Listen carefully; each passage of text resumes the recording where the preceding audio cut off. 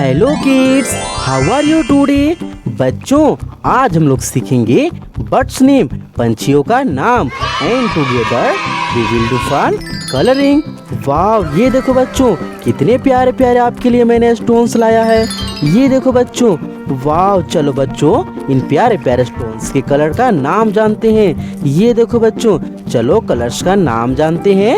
ये है green colour kids, green colour.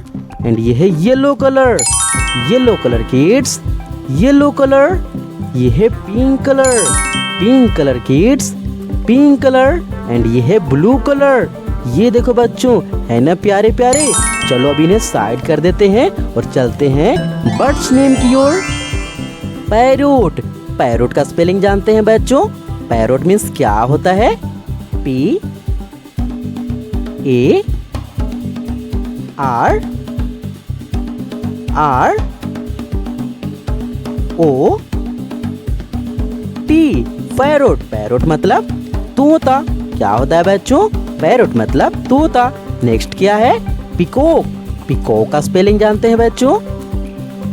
P E A C O C की। Peacock मतलब मोर।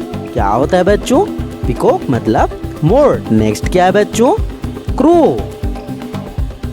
C R O W। Crow मतलब कौवा। क्या किड्स? क्रो मतलब कौवा। नेक्स्ट है pigeon. P I G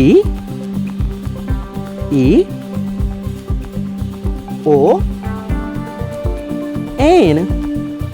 pigeon मतलब कबूतर। क्या बच्चों?